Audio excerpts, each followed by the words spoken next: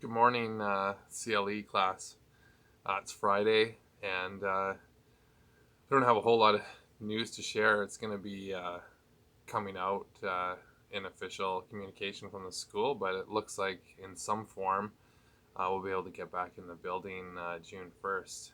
And I don't want to give any more details than that because that's up to the district and the official channels to have that come through. But I mean, I can confirm, and you guys probably already know that in some limited form there will be people in the building, and I I know I will be at the school, um, so that'll be great. It'll be nice to get back in there. We're still going to continue on through distance, though. It won't be business as usual at work, but so this track will continue on, which I know that's safe for me to say that. As you can see, probably need a haircut, so I'm looking forward to getting in and doing that. So, which brings me to the assignment that I sent out yesterday. Um, the one on credit cards, and that would tie into interest rates and stuff like that. But what I want to talk about today is the assignments are sort of like they're the technical knowledge. They're very cut and dried.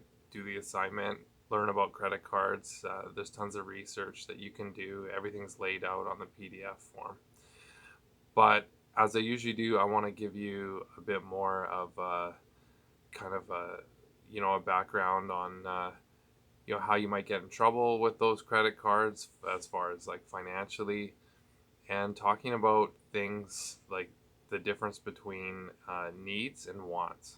Now, there's two categories, needs and wants. So needs are things like shelter, food, clothing, I suppose, like to a certain extent. You need to be decently clothed, like especially in the winter clothes, whatever. Um, Transportation, possibly, like if you need to get to work, you need a bus pass or what have you. Obviously, shelter includes your mortgage or rent or whatever. So a lot of those things, you guys don't really have to worry about. Your parents, they provide all that, and you're kind of in a situation where if you do have a part-time job, maybe you're saving for a car, you're saving for college, or you're just saving to buy something you want.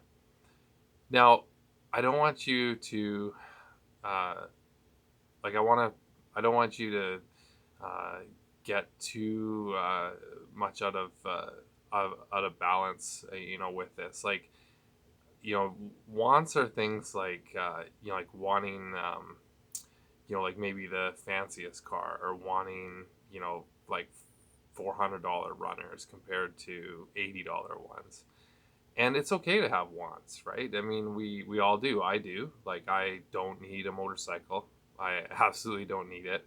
And I did lots of things when I was younger, teaching, where there's things that I wanted to do. Like, I raced stock cars. I raced go-karts, motorcycles, because that's something that I wanted to do. Those are definitely not needs. Those are wants, and they cost money. And I spent money to do them, and I have the memories of having done them. And but are they good financial instruments? Absolutely not. They're terrible investments. They're investments in memories and whatever, but they're not good financial investments.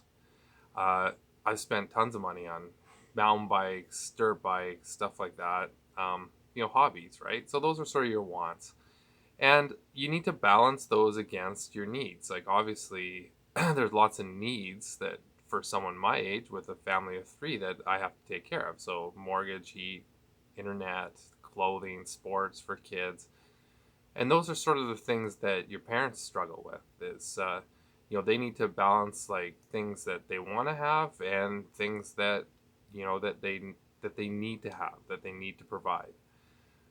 You're in a situation where you're not in that world yet, but you will be.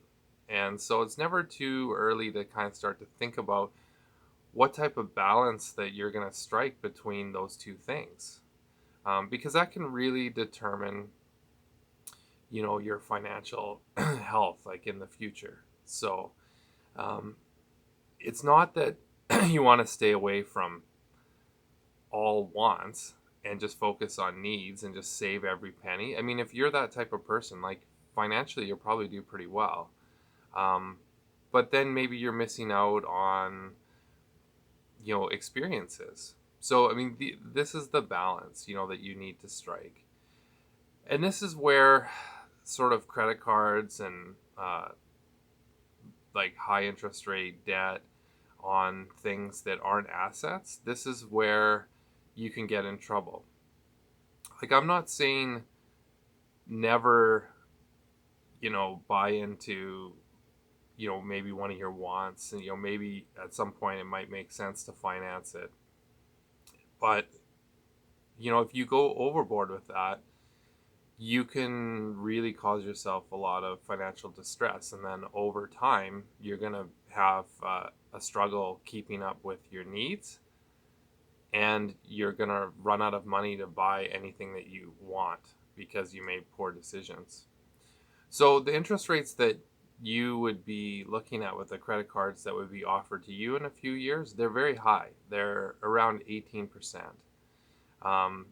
18 to 23%, something like that. Now, if you use one of those credit cards and you pay off the balance every month, then you will not have to worry about paying the interest. But if you carry a balance, you're going to pay 18% annually on that purchase. So that's a very high interest rate. Um, as you get more financially stable and you have assets, so once you get, you have like a house, there are different products, that you can borrow money that's based on the equity in your house, where you might have an interest rate of 2 or 3%. Those loans are secured. So they're secured with the asset that you have. So if you're a homeowner and you have a house that's worth 500,000 and you owe 200,000 on it, you have 300,000 of equity in that home. So the bank knows that you're a sure bet. So they'll lend you money at a lower interest rate. So they might lend you money at 2 or 3%. If you don't have that asset and you don't have that equity, you're looking at consumer debt to buy with your credit card. Those are unsecured loans, and the interest rates are always much higher on those. And like the credit cards you get in the mail, especially if you're a young person, they're going to be very high. So you really need to ask yourself, like, do I need this, or do I want it, and how many wants can I give into compared to, maybe being a little bit more financially prudent, so that in the future that you're in a little bit better position. So for example, myself, when I got my first teaching job, I had lots of offers of credit cards, and because I had, you get your first good job, and it's like they kind of want you to build your credit, or or get in trouble with it. I mean, because in the end, the banks are the ones that are making money off you, having this debt. And I didn't really buy much. I bought a house right away, and then my house went up in value lots, and then that's what gave me the buying power to race cars and to do this other stuff. So I sometimes I borrowed against equity in my house to do some of these things that I wanted to do. Now that's not the best, financial plan, but at least the debt was, the interest rate was low at the time. It was like a couple percent, so it gave me a chance to pay it off. Also, with that equity that I had, I did use the money, just like in the video, to make more money by, I started a business so I could work in the summer. I had an excavator, I built rock walls. And so, I borrowed, out of the equity of my house, I borrowed $30,000, $40,000. I bought an excavator. I made at least $50,000, $60,000 doing that. And then I sold the machine for basically what I paid for it. So that was a good use of the equity in my house. It was a good use of debt because I bought something that was an asset, I was able to make money with it. But I did buy some stuff that, that doesn't make money. Like a race car doesn't make money. If you like cars and you think you're going to do that, it's just something frivolous. It's fun. Um, you're not going to lose all your money that you put into it, but it's certainly not a good financial investment. So this is where when you're looking at credit cards, you're looking at debt, is what you need to ask yourself is, like, if you're buying things that have no that will depreciate in value, or they really don't have any value after you've bought them, that's probably a really poor thing to buy on credit, especially on high interest credit. So when I was your age, like, obviously I'm a shop teacher, so I really like cars. I like hockey cars, so I haven't really changed that much. So I haven't evolved. But I, all my friends with their part-time jobs, they would get their check, they would go buy clothes, like shoes. They buy, well, you've never heard of these before. I'm just joking. You probably have, but you don't see them very often. Is CDs or tapes even. That's how old I am. And so they'd buy like music, because that's what you used to do. You'd spend $15 on a CD that had 10 songs on it and of your favorite band, and that's what my friends spent their money on, and food and stuff like that, right? And that's fine. I mean, if that's what you want to spend your money on. But I had a financial goal. Like, I wanted to have a car. So I just saved all my money. Like, I just bootleg tapes. I taped them from my friends. I didn't really spend a lot of money on clothes and shoes. Kind of let my parents take care of that. And 80% of my money, I saved. And I ended up, buying a really nice car when I was 16. It was, at the time, it was a muscle car. It was a Trans Am. It was really, really fun. I don't regret buying it. And I bought it for $3,500, and I actually sold it for $7,000. It actually appreciated uh, over the time that I had it. So, some wants and are a little bit more prudent than others. So, a vehicle's not a great investment, but if you pick the right one, like, at least, like, you might not lose all your money. If you are saving for a car and you pay $3,000 for it, you might be able to sell it for $2,500. Whereas, obviously food, but clothing, it's nice if you want it, but it's a terrible investment. Like, any piece of clothing, no matter how expensive it is, as soon as you leave the store with it, it's not really worth anything. Like, used clothing is not worth that much. So you kind of, you really haven't built any equity in anything. And I'm not saying don't buy those things. You need to have a balance. Maybe you want to look good. That's obviously that's fine. But these are the things that you need to think about, because in a couple of years you're gonna maybe have a job and you have access to credit, and you got to think about, well, what do I want to put on credit, or is it okay to put on credit? How should I use credit? And you know what what's a proper way to look after my needs? And that's up to you. You need to find a balance, but these little assignments just make you be aware that, you know, credit cards, if you pay them off every month, you won't pay the interest. So you can hold one of those credit cards, pay it off every month, have your credit be built, and you won't pay anything. But if you carry a balance, which means that you don't pay off what you spent that month and you carry that balance to the next month, you're going to pay a high interest. Now, if that stuff is on things like food and clothing and stuff like that, you don't really have a lot to show for it, and now you're getting yourself into this kind of vicious cycle. So think about it as balance.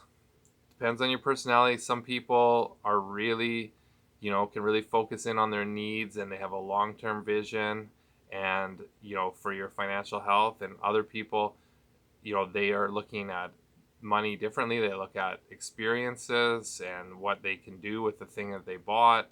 You know, everybody has to strike their own balance. But it's assignments like this that just give you an awareness that, that there are some consequences to getting too involved in consumer credit card debt. And as you start to look, you can see how it becomes a vicious, cycle. Anyways, that was actually pretty long, 15 minutes. Um, so hopefully you got something from that. Do the assignment. It's very laid out in the PDF, and a lot of these talks, they're just to have some sort of. I don't feel right about just putting out an assignment and not talking about the background. These are sort of like background talks around the assignment. Not everything I've talked about is in the assignment, obviously, and so a lot of it is just FYI. It's for your information. It's just like how I would talk to you like in the room. Okay, well, a lot of you guys have been really good at reaching out and handing your stuff in, and yeah, I'm looking forward to seeing some people in the building. At the beginning of June. I think that's gonna be good for everybody, and I was feeling pretty good about the meeting that we had this morning with the VSS staff, and it's as much as teaching's a job for me, and school is sometimes something that maybe you don't want to go to sometimes.